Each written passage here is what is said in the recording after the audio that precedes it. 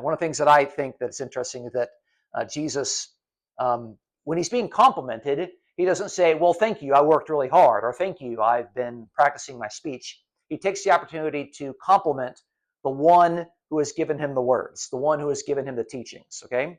And we know that from the prologue, or the prologue in the gospel is what actually feeds into the rest of the narrative. We know that Jesus is the embodiment of God's word. He is the word that's made flesh. And so Jesus, in the Gospel of John, is continually teaching God's words. He's teaching God's commandments. He's teaching God's teachings, whatever it may be, okay?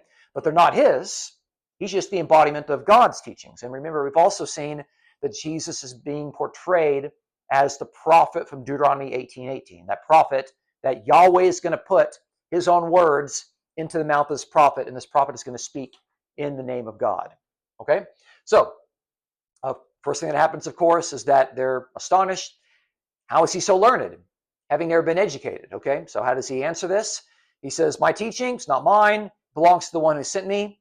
Okay, if you want to do his will, okay. And then it's interesting what he does here in order to kind of contrast himself from God. And I think this is really interesting. First of all, he distinguishes himself from God. I don't know if you caught this. He says, if you're willing to do his will, namely the will of the one who sent him, okay, you're going to know whether the teaching, Jesus' teaching, whether the teaching is of God or whether I speak of myself.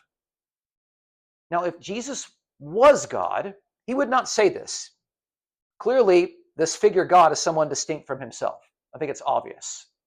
Okay, that's not the sort of thing that you would say if you're trying to secretly reveal to people that you're God in the flesh. I think that's just, I think any eighth grader can read that and see that there's a distinction there. What he's trying to say is that whether my teaching is something that I came up with on my own, whether I'm making this up, whether I'm inventing this, okay, or whether this teaching is from God, that God gave it to me. And of course, he's already said, this teaching's not mine, it belongs to the one who sent me.